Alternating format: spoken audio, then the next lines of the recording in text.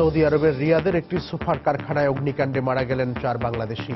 প্রত্যেকের বাড়ি নাটোরের নলডাঙ্গায়। জেএমবির আত্মঘাতী স্কোয়াডের 5 সদস্য ও আনসারুল্লাহ বাংলা টিমের প্রযুক্তি শাখার পরিচালক আটক। বিভিন্ন নামে কর্মকাণ্ড চালাচ্ছে জামায়াত শিবির, বললেন স্বরাষ্ট্রমন্ত্রী।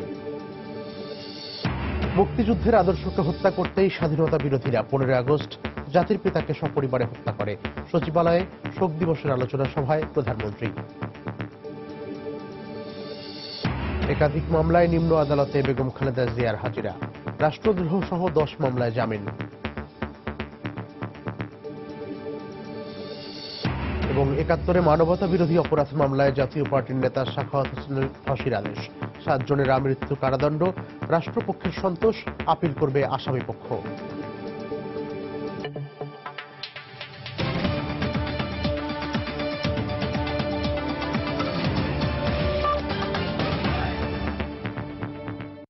প্রবাসী সময়ের সঙ্গে আছি আমি মিজানুর রহমান কবির। সৌদি আরবের রিয়াদে একটি সোফা তৈরির কারখানায় অগ্নিকাণ্ডে 4 বাংলাদেশের মৃত্যু হয়েছে। তাদের 4 জনেরই বাড়ি নাটোরের নলডাঙ্গার খাজুরা এলাকায়।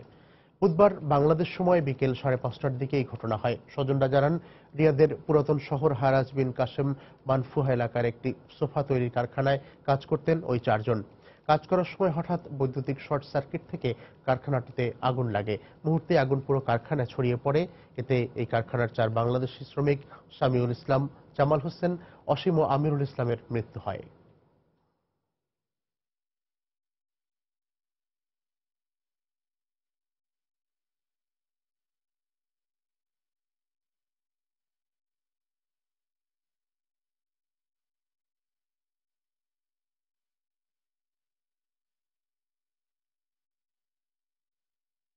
জেএমবির আত্মঘাতী স্কোয়াডের 5 সদস্য আনসারুল্লাহ বাংলা টিমের প্রযুক্তি শাখার এক পরিচালককে আটকের দাবি করেছে র্যাব। রাজধানীর বিভিন্ন এলাকায় অভিযান চালিয়ে তাদেরকে আটক করা হয়। র্যাব জানায়, আনসারুল্লাহ বাংলা টিমের সদস্য ইঞ্জিনিয়ার মোস্তাফিজুর রহমান ওরফে সিফাত আইএসের নামে দেশে চালানো 11টি জঙ্গি হামলার দায় স্বীকারকারী একটি ওয়েবসাইটের অ্যাডমিন। দেশে বিদেশে আলোচনায় আসতে এরা আইএসের নাম ব্যবহার করত বলে র্যাব জানায়। জঙ্গি সম্পৃক্ততার অভিযোগে আটক 6 জনের ডান প্রান্তের যুবক ইঞ্জিনিয়ার মোস্তাফিজুর রহমান সিফাত জঙ্গি ওয়েবসাইট আত্মামকিনের অ্যাডমিন বলে দাবি করছে র্যাব। র্যাব আরও বলছে, বাকি 5 জনের সবাই জেএমবির আত্মঘাতী টিম বা ইসাবার সদস্য। এদের মধ্যে জিয়াবুল হক জিয়া মাদারীপুরের এক শিক্ষক হত্যার জন্য প্রাথমিক নির্দেশ পেয়েছিলেন।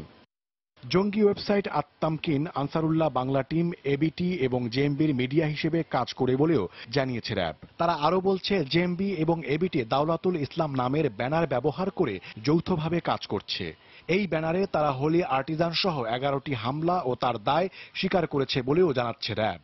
অ্যাডমিনে যারা কাজ করে এটার মধ্যে 3-4 জন লোক, কেউ হয়তো ফুটেজগুলি পায়, কম্পোজ করে, ভিডিও করার পরে এখানে তারা এগুলি পেস্ট করে যায় এবং নিজেরাই প্রতিটি ক্ষেত্রেই তো আমরা দেখতে পেয়েছি তারা নিজেরাই ডিক্লেয়ার করে থাকে যে এই দায়িত্ব স্বীকার করে এবং তারাই এই সাইটের মাধ্যমে এই সাধারণত এগুলি করে থাকে। এটা বলেছে যে টোটাল 11টি হামলার কথা। এদেরকে আরও জিজ্ঞাসাবাদ করা হচ্ছে, কারণ ইতিমধ্যে যারা বিভিন্ন সময় যে সকল স্বীকৃতি তারা দিয়েছিল, নিজেরা প্রকাশ করেছিল, সম্ভবত সেগুলিই হবে। র্যাবের গণমাধ্যম শাখার পরিচালক আরও জানান, আটক হওয়া জেএমবির আত্মঘাতী টিমের সদস্যরা নাশকতার পরিকল্পনা করছিল।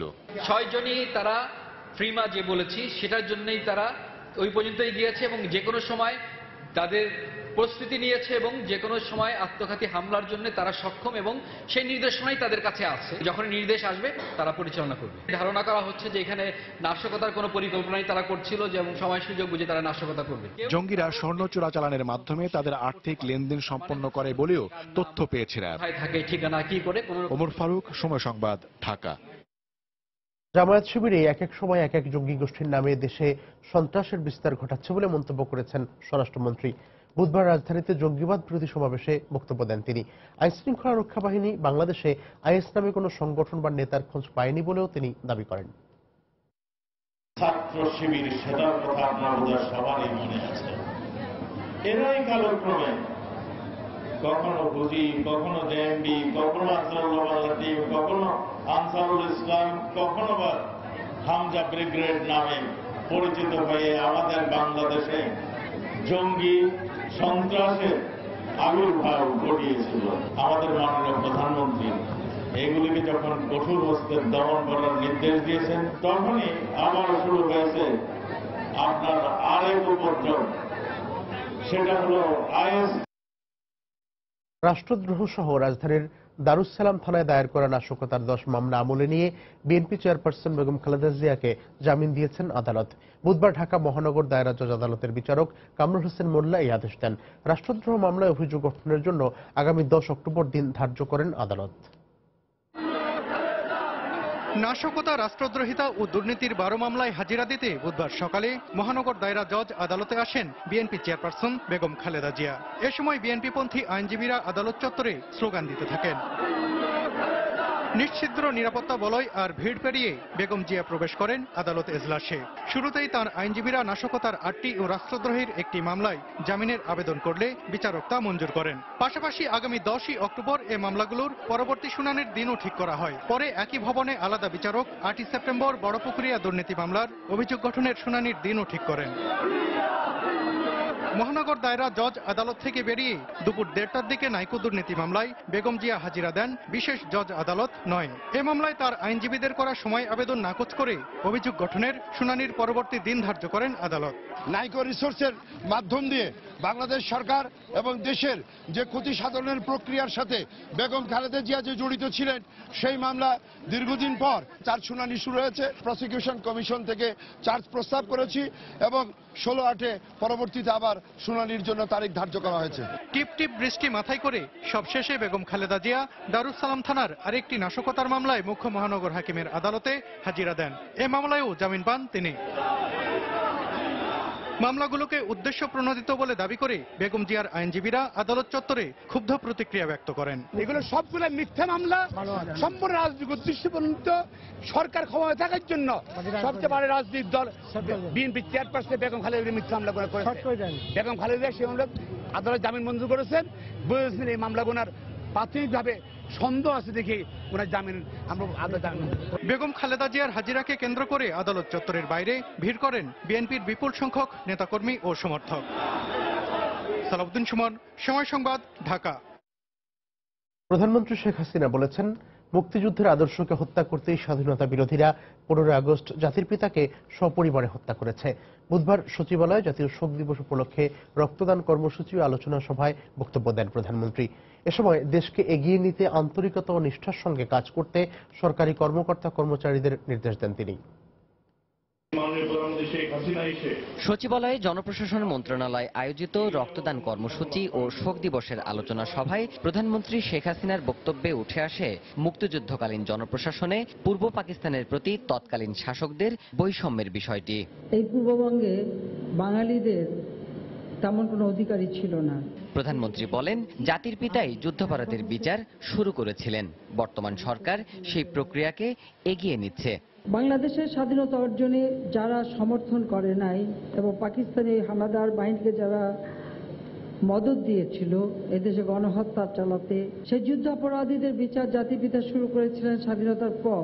বিচারের পথ বন্ধ করে তাদেরকে মুক্তি দেওয়া হয়েছিল এবং তাদেরকে মন্ত্রী, উপদেষ্টা বিভিন্ন পদে আসীন করা হয়েছিল। 15 আগস্টের হত্যাকারী তাদের বিচার না করে ইন্ডেমনিটি দিয়ে বিভিন্ন দূতাবাসে চাকরি দিয়ে পুরস্কৃত করা হয়েছিল। একজন খুনিকে কিভাবে পুরস্কৃত করতে পারে সেটাই আপনারা ভেবে দেখবেন। জাতির পিতা ও শহীদদের ঋণ শোধ করতে জনগণের সেবক হয়ে কাজ করার জন্য প্রজাতন্ত্রের কর্মচারীদের নির্দেশ দেন প্রধানমন্ত্রী। 15 আগস্ট আমাদের মুক্তিযুদ্ধের চেতনাই খালি ধ্বংস করা হয়নি, আমাদের এগিয়ে চলার সব পথ বন্ধ করে দেওয়া হয়েছিল। যে কোনো কাজ আমরা হাতে নিই না কেন তা বাস্তবায়নের দায়িত্ব আপনাদের উপর অনেকাংশে বর্তায়। কাজে আমি আশা করি আপনার আন্তরিকতার সাথে দেশের জন্য, মানুষের কল্যাণে যে কাজ করার চেষ্টা করে যাচ্ছি, এখানে আপনাদের সহযোগিতা সবসময় কামনা করি। এরপর রক্তদান কর্মসূচির উদ্বোধন করেন প্রধানমন্ত্রী শেখ হাসিনা। দেবাশিস রায়, সময় সংবাদ, ঢাকা। প্রবাসের সময়ে আরো থাকছে, নারায়ণগঞ্জে শিক্ষক শ্যামলকান্তিকে লাঞ্ছনার ঘটনায় পুলিশের দেয়া প্রতিবেদন গ্রহণ করেননি হাইকোর্ট, বিচার বিভাগীয় তদন্তের নির্দেশ। এবং নিরাপত্তার স্বার্থে রাজধানীর গুলশান সহ কূটনৈতিক এলাকায় বিশেষ রিকশা বাস সার্ভিস চালু। 10 মিনিট পর পর 2টি রুটে প্রতিদিন চলবে 20টি বাস।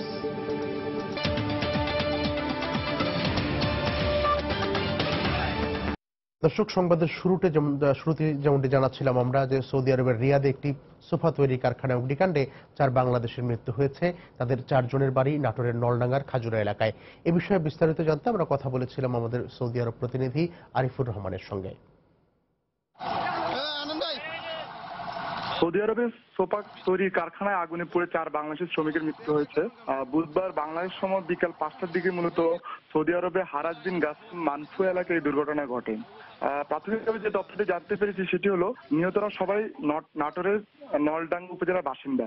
আর এরা হলেন উপজেলার খাজুরা শ্রীপুর পাড়া গ্রামের সৈয়দ আলীর ছেলে সামিউল ইসলাম এবং খাজুরা জর্নার্দন বাটি গ্রামের গফুর মোল্লার ছেলে জামাল হোসেন, আজের আলীর ছেলে অসীম ও খাজুরা ভাটোপাড়া গ্রামের সেকেন্দার আলীর ছেলে আমিরুল ইসলাম। আমি এই বিষয়ে বিস্তারিত কথা বলেছি আমাদের দূতাবাসের সমা কাউন্সিলর মিজানুর রহমান স্যারের সাথে। তিনি আমাকে ঘটনার সত্যতা নিশ্চিত করেছেন। তিনি জানিয়েছেন মৃতদেহগুলোর লাশ শনাক্ত করার জন্য দূতাবাসে হাসপাতালে আমি এই বিষয়ে দূতাবাসের সমা কাউন্সিলর মিজানুর রহমান স্যারের সাথে কথা বলেছি। তিনি আমাকে ঘটনার সত্যতা নিশ্চিত করেছেন। তিনি জানিয়েছেন মৃতদেহগুলোর লাশ শনাক্ত করার জন্য হাসপাতালে দূতাবাসের পক্ষ থেকে লোক পাঠানো হয়েছে। এছাড়া তিনি আরো জানান যে এই জায়গাটা মূলত রাজধানী রিয়াদের পুরাতন শহর হারাজ বিন গাসিম যেটি মানফু এলাকায়। আর এখানে একটি সোফা তৈরি কারখানায় মূলত যে লোকগুলো মারা গেছেন তারা কাজ করতেন। বুধবার বিকেলে কাজ করার সময় মূলত এয়ার কুলারের বৈদ্যুতিক শর্ট সার্কিট থেকে আগুন চারদিকে ছড়িয়ে পড়ে। আর খবর পেয়ে সাথে সাথে স্থানীয় ফায়ার সার্ভিস কর্মীরা তাদের উদ্ধারের জন্য চেষ্টা করেন। তবে ফায়ার সার্ভিস কর্মীরা পৌঁছার আগেই মূলত তাদের মৃত্যু হয়, যারা মারা গেছেন তাদের মৃত্যু হয়। এই ছিল আমার কাছে সবশেষ খবর হারাজ বিন গাসিম দুর্ঘটনাস্থল। আমি পরবর্তী নিউজে হয়তোবা আরো আপডেট জানতে পারবো, সেটা আমি হয়তোবা জানাতে পারবো। এই ছিল আমার কাছে হারাজ বিন গাসিম দুর্ঘটনার সবশেষ খবর। আমি পরবর্তী নিউজে এর পরবর্তী আপডেট জানানোর চেষ্টা করব। ৭১ মানবতা বিরোধী অপরাধের দায়ে সাবেক সংসদ সদস্য ও জাতীয় পার্টির নেতা সাখাওয়াত হোসেনকে মৃত্যুদণ্ড দিয়েছেন আন্তর্জাতিক অপরাধ ট্রাইব্যুনাল। একই মামলায় অন্য 7 অভিযুক্তকে আমৃত্যু কারাদণ্ড দেওয়া হয়েছে। বুধবার সকালে ট্রাইব্যুনাল 1-এর বিচারক আনোয়ারুল হকের নেতৃত্বে 3 সদস্যের বেঞ্চ এই রায় দেন। এ রায়ের ফলে আইনের শাসন প্রতিষ্ঠিত হয়েছে বলে মনে করেন রাষ্ট্রপক্ষের আইনজীবীরা। এদিকে আপিল করবে বলে জানিয়েছে আসামিপক্ষ। বিস্তারিত জানাচ্ছেন আফজাল হোসেন। বুধবার সকাল 10:30টায় যুদ্ধাপরাধী সাখাওয়াত হোসেন ও বিল্লাল হোসেনকে গাজীপুরের কাশিমপুর কারাগার থেকে কড়া নিরাপত্তায় আনা হয় আন্তর্জাতিক অপরাধ ট্রাইব্যুনালে। এ মামলার অন্য 6 আসামি পলাতক রয়েছেন। বেলা 11টার দিকে আন্তর্জাতিক অপরাধ ট্রাইব্যুনাল রায় পড়া শুরু করেন। রায়ে অভিযুক্ত 8 আসামির বিরুদ্ধে অপহরণ, নির্যাতন, ধর্ষণ ও হত্যার অভিযোগ প্রমাণিত হয় বলে জানায় ট্রাইব্যুনাল। ঘোষণা করেন জাতীয় পার্টির নেতা সাখাওয়াতের মৃত্যুদণ্ড আর বিল্লাল হোসেন সহ অপর 7 আসামির আমৃত্যু কারাদণ্ডের রায়। সাখাওয়াত হোসেনকে 45 বৎসরের জেল এবং বাকি 2টি অভিযোগে তার মৃত্যুদণ্ডের আদেশ প্রদান করা হয়েছে। বাকি 7 জনের আমৃত্যু জেল এবং আরো বিভিন্ন মেয়াদের শাস্তি প্রদান করা হয়েছে। আমরা প্রসিকিউশনের পক্ষ থেকেও এই রায়ে আমরা স্বস্তি প্রকাশ করছি। একই সঙ্গে পলাতক আসামিদের গ্রেপ্তারে প্রয়োজনীয় ব্যবস্থা নেওয়ার নির্দেশ দিয়েছেন ট্রাইব্যুনাল। রায়ের পর্যবেক্ষণে এসব অপরাধীকে মানবতার শত্রু হিসেবে উল্লেখ করেন আদালত। আজকে যে 8 জনের বিরুদ্ধে রায় দেওয়া হলো, তারা যে ধরনের অপরাধ করেছেন, শুধু তারাই নন, যারাই এই ধরনের অপরাধ করেছেন 1971 সালে, তারা সকলেই মানবতার শত্রু। শুধু এই মামলায় না, অন্যান্য বিষয়ে অন্যান্য মামলায় যে পলাতক রয়েছে তাদেরকে গ্রেপ্তারের জন্য আরো দৃশ্যমান কার্যকর পদক্ষেপ গ্রহণ করা দরকার। এদিকে এ রায়ের বিরুদ্ধে উচ্চ আদালতে আপিল করার কথা জানিয়েছেন সাখাওয়াতের আইনজীবী। কথা বলে এবং পুরো জাজমেন্ট পড়ে আমরা সিদ্ধান্ত নিয়ে উচ্চ আদালতে এই রায়ের বিরুদ্ধে আপিল করব। আমরা আশা করছি সেখানে ন্যায় বিচার পাওয়ার মাধ্যমে আসামিগণ খালাস পাবে। রায়কে ঘিরে পুরো ট্রাইব্যুনাল জুড়ে নেওয়া হয় কঠোর নিরাপত্তা ব্যবস্থা। আর এই রায়ের মাধ্যমে এখন পর্যন্ত 26তম রায় ঘোষণা শেষ করল আন্তর্জাতিক অপরাধ ট্রাইব্যুনাল। আফজাল হোসেন, সময় সংবাদ, ঢাকা। নারায়ণগঞ্জের শিক্ষক শ্যামলকান্তি ভক্তকে লাঞ্ছনার ঘটনায় পুলিশের দেয়া তদন্ত প্রতিবেদন গ্রহণ করেননি হাইকোর্ট। একই সঙ্গে পুলিশের দেয়া তদন্ত প্রতিবেদনকে অগ্রহণযোগ্য ও অসম্পূর্ণ আখ্যা দিয়ে এ ঘটনার বিচার বিভাগীয় তদন্তের নির্দেশও দেন আদালত। বুধবার বিচারপতি মইনুল ইসলাম চৌধুরী ও বিচারপতি আশিস রঞ্জন দাসের হাইকোর্ট বেঞ্চ এই আদেশ দেন। আগামী ৩ নভেম্বর পুনরায় আদালতে তদন্ত প্রতিবেদন দিতে বলা হয়েছে। পাশাপাশি আগামী ৬ নভেম্বর এ মামলার পরবর্তী দিন ধার্য করা হয়েছে। নারায়ণগঞ্জের বন্দর উপজেলার পিয়ার সাত্তার লতিফ উচ্চ বিদ্যালয়ের প্রধান শিক্ষক শ্যামলকান্তি ভক্তকে লাঞ্ছনার ঘটনা নিয়ে সংবাদপত্রে প্রকাশিত প্রতিবেদন নজরে এলে হাইকোর্ট স্বতঃপ্রণোদিত হয়ে রুলসহ অন্তর্বর্তীকালীন আদেশ দেন। এরপর ২ দফা তদন্ত হলেও তা দায়সারা বলে অসন্তোষ জানায় আদালত। সবশেষ গত ৭ আগস্ট রাষ্ট্রপক্ষের দাখিল করা তদন্ত প্রতিবেদনের উপর শুনানি নিয়ে ১০ আগস্ট পরবর্তী আদেশের দিন ধার্য করে হাইকোর্ট। দুপুরে পুলিশের তদন্ত প্রতিবেদন পর্যালোচনা করে তা অসম্পূর্ণ বলে আখ্যায়িত করেন আদালত। আদেশে শ্যামলকান্তিকে লাঞ্ছিত করার ঘটনায় পুলিশ প্রকৃত দোষীদের চিহ্নিত করতে ব্যর্থ হয়েছে মন্তব্য করে বিষয়টির বিচারিক তদন্তের নির্দেশ দেন হাইকোর্ট। ঢাকার সিএমএম তাকে তদন্ত কার্য পরিচালনার জন্য একটা নির্দেশনা দেন। শ্যামলকান্তি ভক্তকে ইনভেস্টিগেশন অফিসার অর্থাৎ তদন্তকারী কর্মকর্তা কখনোই এই বিষয়ে তদন্ত কার্যের বিষয়ে কোনো জিজ্ঞাসাবাদ করেন নাই। তদন্তকারী কর্মকর্তা যে রিপোর্টটা দিয়েছেন সেখানে বলেছেন কেউই দোষী না। ৩ মাস আগের ওই ঘটনার তদন্ত প্রতিবেদন ৩রা নভেম্বরের মধ্যে হাইকোর্টে দাখিল করতে ঢাকা মহানগর হাকিমকে বলা হয়। এছাড়া ৬ নভেম্বর এ বিষয়ে আদেশের দিন ধার্য করেন আদালত। আজকে কোর্ট শুনানির পর আদেশ দিয়েছে আগামী ৩রা নভেম্বরের মধ্যে রিপোর্ট দাখিলের জন্য চিফ জুডিশিয়াল ম্যাজিস্ট্রেট ঢাকাকে, এমনকি আগামী ৬ নভেম্বর সেটা কোর্টে আবার আসবে পরবর্তী আদেশ প্রদানের জন্য। ধর্ম অবমাননার অভিযোগ তুলে গত ১৩ই মে শিক্ষক শ্যামলকান্তিকে বিদ্যালয় প্রাঙ্গণে লাঞ্ছিত করা হয়। এ ঘটনায় দেশ জুড়ে নিন্দা প্রতিবাদের ঝড় ওঠে। মন্ত্রী থেকে শুরু করে সাধারণ মানুষ সাংসদ সেলিম ওসমানের কঠোর সমালোচনা করেন, তবে তিনি নিজেকে নির্দোষ দাবি করেন। হাবিবুল ইসলাম হাবিব, সময় সংবাদ, ঢাকা। রাজধানীর বনশ্রীতে ২ সন্তান হত্যার ঘটনায় অভিযুক্ত জেসমিন মালিকের স্বামী যথাযথভাবে সহযোগিতা করছেন না বলে অভিযোগ করেছেন আসামি পক্ষের আইনজীবী। গত ১২ জুলাই মা জেসমিনকে একমাত্র আসামি করে আদালতে অভিযোগপত্র জমা দেয় পুলিশ। ২২ আগস্ট অভিযোগপত্র গ্রহণের দিন ধার্য রয়েছে। আসামি পক্ষের আইনজীবী জেসমিনকে মানসিক ও শারীরিকভাবে অসুস্থ বললেও বাদীপক্ষ বলছে অসুস্থতার কোনো প্রমাণ দিতে পারেননি তারা। এটি পরিকল্পিত হত্যাকাণ্ড। রিপোর্ট খান মোহাম্মদ রুমেলের। ২৯ ফেব্রুয়ারি ২০১৬ অচেতন অবস্থায় রাজধানীর বনশ্রী এলাকা থেকে নুসরাত আমান অরণি ও আলভি আমান নামে ২ শিশুকে ঢাকা মেডিকেল কলেজ হাসপাতালে নিয়ে আসেন বাবা মা। ডাক্তার তাদের মৃত ঘোষণা করলে ময়নাতদন্ত ছাড়াই মরদেহ নিয়ে যেতে চায় পরিবার। পরিবারের দাবি ছিল রেস্টুরেন্ট থেকে আনা খাবার খেয়ে অসুস্থ হয়ে পড়ে তারা, কিন্তু চিকিৎসকের সন্দেহ হলে ময়নাতদন্ত ছাড়া লাশ দিতে অপারগতা জানান। পরে ময়নাতদন্তে জানা যায় শ্বাসরোধ করে হত্যা করা হয়েছে অরণি ও আলভিকে। পরের দিন লাশ নিয়ে বাবা মা চলে যান গ্রামের বাড়ি। এদিকে হত্যার সঙ্গে জড়িত সন্দেহে রেস্টুরেন্টের ম্যানেজার, বাবুর্চি, গৃহশিক্ষক ও বাড়ির কেয়ারটেকার সহ আরো কয়েকজনকে আটক করে পুলিশ। ২রা মার্চ জিজ্ঞাসাবাদের জন্য বাবা ও মাকে ঢাকায় নিয়ে আসে র্যাব। পরের দিন আলভি অরণি হত্যায় আসে নতুন মোড়। র্যাব জানায় ভবিষ্যৎ নিয়ে দুশ্চিন্তা থেকে মা নিজে শ্বাসরোধ করে হত্যা করে সন্তানদের। ওই দিনই জেসমিন মালিককে আসামি করে রামপুরা থানায় মামলা করেন আলভি অরণির বাবা। মামলার তদন্ত ভার দেয়া হয় গোয়েন্দা পুলিশের হাতে। আদালতের মাধ্যমে ৫ দিন রিমান্ডে নেওয়া হয় জেসমিনকে। ৪ মাস তদন্তের পর মা জেসমিন মালিককে দায়ী করে আদালতে অভিযোগপত্র জমা দিয়েছে পুলিশ। প্রথম দিকে কিন্তু তিনি যে স্টেটমেন্ট পুলিশের কাছে বা দিয়েছিলেন সেক্ষেত্রে কিন্তু তিনি অন্য কেউ এই হত্যাকাণ্ড সংঘটিত করেছে এরকমেরই একটি নাটকের মতো সাজিয়েছিলেন, কিন্তু আমরা তদন্তে দেখেছি যে আসলে অন্য কেউ না, তিনি তার নিজের সন্তানকেই হত্যা করেছেন। বাদীপক্ষের আইনজীবী বলছেন এটি পরিকল্পিত হত্যাকাণ্ড। জেসমিন মালিক হত্যার দায় স্বীকার করে আদালতে জবানবন্দিও দিয়েছেন। তবে আসামি পক্ষের আইনজীবীর দাবি জেসমিন পরিস্থিতির শিকার এবং মানসিকভাবে অসুস্থ।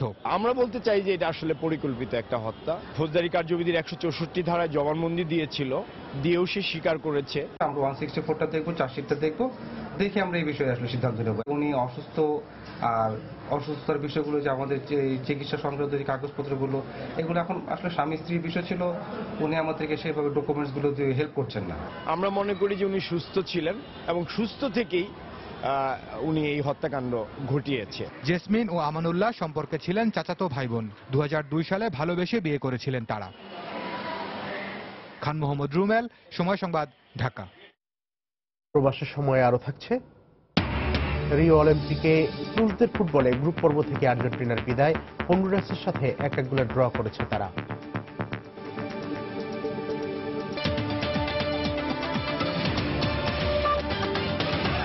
কূটনৈতিক এলাকার নিরাপত্তা বজায় রাখার পাশাপাশি নাগরিক দুর্ভোগ কমাতে রাজধানীর গুলশান, বাড়িধারা, বনানী ও নিকেতন এলাকায় বিশেষ বাস ও রিক্সা সার্ভিস চালু করেছে ঢাকা উত্তর সিটি কর্পোরেশন। প্রতিদিন সকাল থেকে মধ্যরাত পর্যন্ত 10 মিনিট পর পর চক্রাকারে চলবে 20টি বাস। আর নির্ধারিত ভাড়ায় স্বল্প দূরত্ব চলাচলের জন্য মোড়ে মোড়ে থাকবে বিশেষ রঙের 500 রিক্সা। জরুরি পরিস্থিতিতে যাত্রীদের নিরাপত্তায় করণীয় সম্পর্কে এসব রিক্সা ও বাস চালকদের বিশেষ প্রশিক্ষণ দেওয়া হয়েছে বলে জানিয়েছেন ঢাকা উত্তরের মেয়র। রিপোর্ট তারেকুজ্জামান শিমুলের। গুলশান, বাড়িধারা, বনানী ও নিকেতন এলাকায় গণপরিবহন চলাচলে নিষেধাজ্ঞার ঘটনায় ভোগান্তি এড়াতে সম্প্রতি বিশেষ বাস ও রিক্সা চালুর ঘোষণা দেয় ঢাকা উত্তর সিটি কর্পোরেশন। বুধবার সকালে গুলশান 1 পুলিশ প্লাজা চত্বরে আনুষ্ঠানিকভাবে ঢাকা চাকা নামের বিশেষ সেই বাস ও রিক্সা সার্ভিসের উদ্বোধন করা হয়। পুলিশ প্লাজা থেকে গুলশান 2 এবং কাকুলি থেকে নতুন বাজার পর্যন্ত চক্রাকারে চলবে শীতাতপ নিয়ন্ত্রিত 20টি বাস। আর স্বল্প দূরত্বের নির্ধারিত ভাড়ায় চলাচলের জন্য মোড়ে মোড়ে থাকবে বিশেষ রঙের এরকম 500 রিক্সা। কূটনৈতিক এলাকার পাশাপাশি স্থানীয়দের নিরাপত্তার স্বার্থে বহির্যান চলাচলে নিয়ন্ত্রণ বজায় থাকবে বলেও ওই সময় জানান বক্তারা। এই মুহূর্তে 20টি বাস চালু করতে যাচ্ছি, 40টি বাস আমাদের কাছে আছে, প্রয়োজনে আমরা আরো বেশি বাস নামাবো। 500 রিক্সা এই এলাকায় ড্রাইভার যারা এই রিক্সাগুলো চালাবেন, অ্যাসোসিয়েশনগুলোই তাদের উদ্যোগে এক ধরনের ট্রেনিং দিচ্ছেন। সেই ট্রেনিং সিকিউরিটি ট্রেনিং। এই রিক্সাগুলো শুধু এই যে এলাকার মধ্যেই সীমাবদ্ধ থাকবে, বাইরের থেকে কোনো রিক্সা এখানে প্রবেশ করবে না। নজরদারিতে রাখবো যাতে যানবাহন চলাচলে কোনো রকম অসুবিধা না হয়। বিশেষ এই উদ্যোগ নেওয়া হলেও নাগরিকদের নিরাপত্তায় আগের মতোই চলমান থাকবে তল্লাশি ও পুলিশি টহল। এই ডিপ্লোম্যাটিক এনক্লেভে নিরাপত্তা আস্থা কিভাবে বাড়ানো যায় আমরা আপ্রাণ চেষ্টা করছি।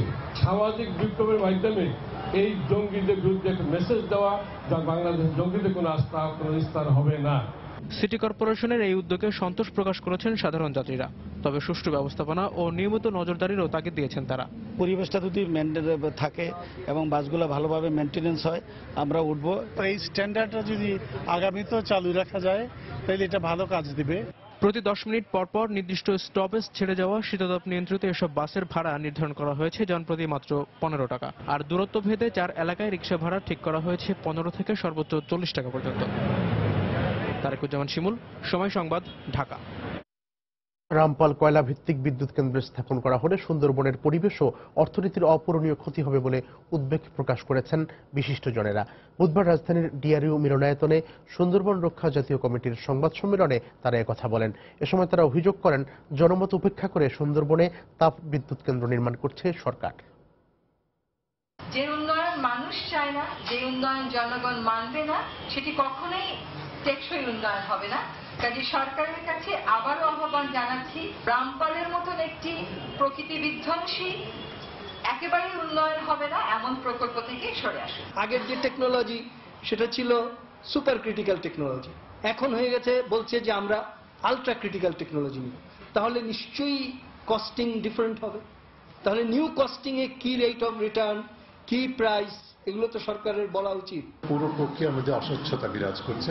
এই ধরনের প্রকল্প প্রণয়ন প্রক্রিয়ার যে পূর্ব শর্তগুলো আছে, যেগুলি ইতিমধ্যে বলা হয়েছে, সেগুলোকে অবজ্ঞা করে, অবহেলা করে এবং পদদলিত করে কিন্তু এই প্রকল্পে অগ্রসর হওয়া হচ্ছে।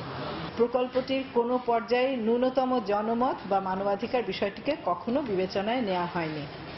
সুন্দরবন ধ্বংস করে এই রামপাল প্রকল্প নির্মাণ প্রশ্নে বাংলাদেশ ও ভারত সরকারের অনমনীয় অযৌক্তিক অবস্থান দুই দেশ ও সারা বিশ্বেও সকল সচেতন ও যুক্তিবান মানুষের জন্যই একটি গভীর উদ্বেগের বিষয় হয়ে দাঁড়িয়েছে।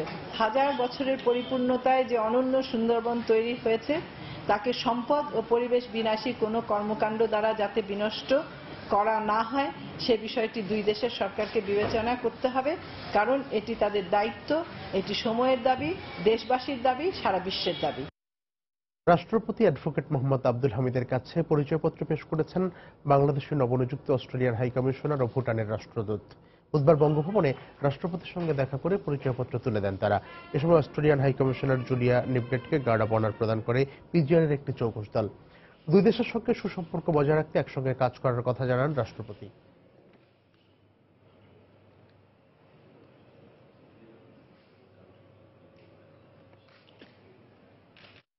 1975 সালের 15 আগস্ট শুধু ব্যক্তি মুজিবকেই হত্যা করা হয়নি, এর মাধ্যমে সদ্য স্বাধীন বাংলাদেশের অগ্রযাত্রাও থামিয়ে দেওয়ার চক্রান্ত করা হয়েছে বলে মন্তব্য করেছেন শিল্পমন্ত্রী আমির হোসেন আমু। বুধবার রাজধানীর দিলকুশায় বিসিআইসি মিলনায়তনে শিল্প মন্ত্রণালয় আয়োজিত জাতীয় শোক দিবসের আলোচনা সভায় তিনি বক্তব্য রাখেন। বাংলাদেশে সাম্প্রদায়িকতার কোনো স্থান নেই, জনগণের সম্মিলিত প্রচেষ্টায় জঙ্গিবাদ রুখে দেওয়া হবে বলেও মন্তব্য করেন আমির হোসেন আমু। 15 আগস্ট ব্যক্তি মুজিবকে হত্যা করা হয়নি। এই হত্যাকাণ্ডের মূল লক্ষ্য উদ্দেশ্য হলো বাংলাদেশকে হত্যা করা, বাংলাদেশের স্বাধীনতাকে হত্যা করা, বাংলাদেশের সার্বভৌমত্ব হত্যা করা। এই দেশে উগ্র সাম্প্রদায়িকতার কোনো স্থান হতে পারে না। ধর্মীয়ভাবে মানুষ যার যার ধর্ম পালন করবে এবং প্রত্যেকটি মানুষ স্বাধীনভাবে ধর্ম পালন করবে, সেই ক্ষেত্রে কোনো বাধা বিপত্তি নেই।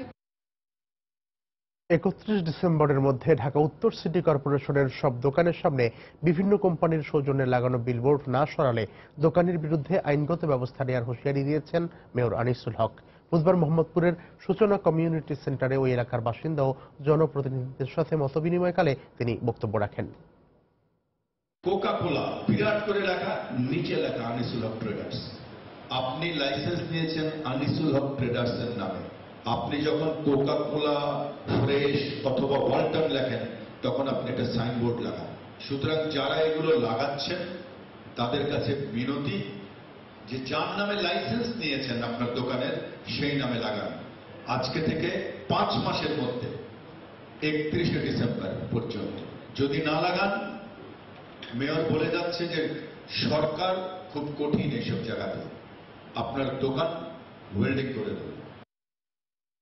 রাজধানীর গুলশানের হোলি আর্টিজান বেকারিতে সন্ত্রাসী হামলা নিহতদের স্মরণে একটি শোক অনুষ্ঠানের আয়োজন করেছে Dhaka metropolitan chamber of commerce and industry. বুধবার সন্ধ্যায় রাজধানীর স্থানীয় একটি হোটেলে আয়োজিত অনুষ্ঠানে উপস্থিত ছিলেন যুক্তরাষ্ট্রের রাষ্ট্রদূত মার্শাপ্লম বার্নিকাট, যুক্তরাজ্যের হাইকমিশনার অ্যালিসন ব্রেক, ভারতের হাইকমিশনার হর্ষবর্ধন শ্রিংলা, ইটালীয় দূতাবাসের চার্জ অ্যাফেয়ার্স ও ইউরোপীয় ইউনিয়নের প্রতিনিধিরা। অনুষ্ঠানে হোলি আর্টিজানের জিম্মি উদ্ধার ও তাদের জন্য জীবন দেয়া নিহত পুলিশ সদস্যদের স্মরণে 1 মিনিট নীরবতা পালন করা হয়। অনুষ্ঠানে গুলশানের হোলি আর্টিজান বেকারিতে নিহতদের স্মরণে একটি করে মোট 23টি আলোকরশ্মি প্রতিফলিত করা হয়।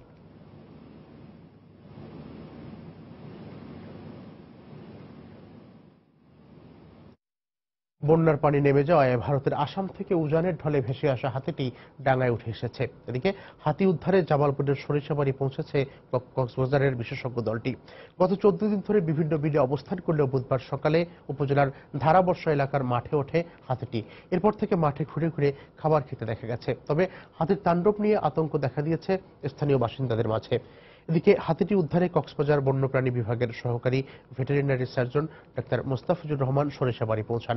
চেতনানাশক প্লাস্টিক ড্রাগ ফায়ার ব্যর্থ হওয়ায় আগামীকাল মেটাল ড্রাগ প্রয়োগের সিদ্ধান্ত নিয়েছে নতুন উদ্ধারকারী দলটি। 26 জুন আসামের সিংমারি পাহাড় থেকে দলছুট হয়ে উজানের পানিতে ভেসে আসা হাতিটি প্রথমে আটকা পড়ে কুড়িগ্রামের ব্রহ্মপুত্র নদের নয়াচরে, পরে সিরাজগঞ্জ হয়ে জামালপুরের বিলে আটকা পড়ে এই বন্যপ্রাণীটি।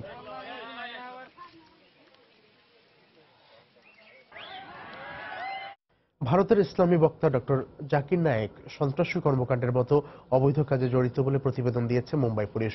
মঙ্গলবার মহারাষ্ট্র সরকারের কাছে তার বিরুদ্ধে বিতর্কিত উস্কানিমূলক বক্তব্যের প্রমাণ পাওয়ার কথাও জানায় নিরাপত্তা বাহিনী। এদিকে বৈদেশিক অনুদান আইন লঙ্ঘনের অভিযোগে জাকির নায়েকের প্রতিষ্ঠান ইসলামিক রিসার্চ ফাউন্ডেশন IRF এর ওপর নজরদারি নোটিশ দিয়েছে স্বরাষ্ট্র মন্ত্রণালয়। কোন প্রতিষ্ঠানের নিবন্ধন স্থগিত বা বাতিল করার আগে এ ধরনের নোটিশ পাঠানো হয় বলে গণমাধ্যম জানায়। বাংলাদেশের রাজধানী ঢাকার হোলি আর্টিজান রেস্টুরেন্টে গেল জুলাইয়ের সন্ত্রাসী হামলার ঘটনার পর জাকির নায়েকের বিরুদ্ধে উগ্রবাদী বক্তব্যের অভিযোগ ওঠে।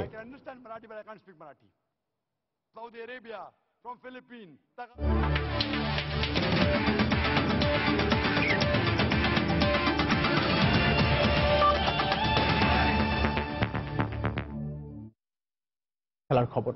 রিও অলিম্পিকে পুরুষদের ফুটবলে গ্রুপ পর্ব থেকে বিদায় নিয়েছে আর্জেন্টিনা।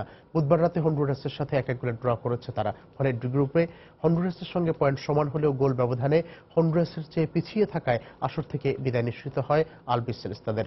ব্রাজিলিয়ান মানে গারিঞ্চে স্টেডিয়ামে ম্যাচের শুরু থেকে অপেক্ষাকৃত দুর্বল প্রতিপক্ষ হন্ডুরাসকে চেপে ধরে আর্জেন্টিনা। বেশ কয়েকটি দুর্দান্ত আক্রমণ করলেও স্ট্রাইকারদের ব্যর্থতায় গোলের দেখা পাচ্ছিল না উনার্তি কোচোয়ার শিষ্যরা।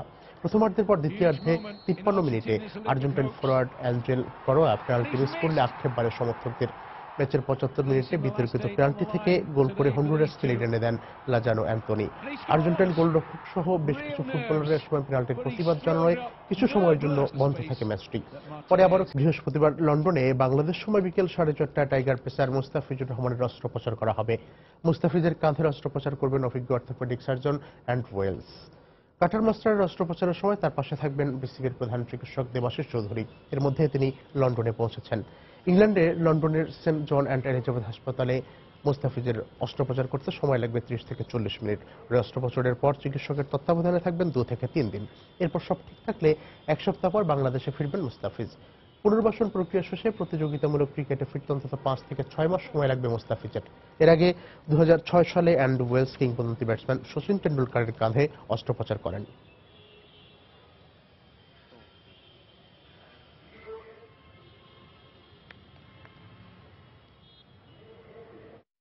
এ পর্যায়ে শীর্ষ সংবাদ জানিয়ে দিচ্ছি আরেকবার। সৌদি আরবের রিয়াদের একটি সোফার কারখানায় অগ্নিকাণ্ডে মারা গেলেন 4 বাংলাদেশি। প্রত্যেকের বাড়ি নাটোরের নলডাঙ্গায়। জেএমবির আত্মঘাতী স্কোয়াডের 5 সদস্য ও আনসারুল্লাহ বাংলা টিমের প্রযুক্তি শাখার পরিচালক আটক। বিভিন্ন নামে কর্মকাণ্ড চালাচ্ছে জামাত শিবির, বললেন স্বরাষ্ট্রমন্ত্রী। মুক্তিযুদ্ধের আদর্শকে হত্যা করতেই স্বাধীনতা বিরোধীরা 15 আগস্ট জাতির পিতাকে সপরিবারে হত্যা করে। সচিবালয়ে শোক দিবসের আলোচনা সভায় প্রধানমন্ত্রী। একাধিক মামলায় নিম্ন আদালতে বেগম খালেদা জিয়ার হাজিরা। রাষ্ট্রদ্রোহ সহ 10 মামলায় জামিন।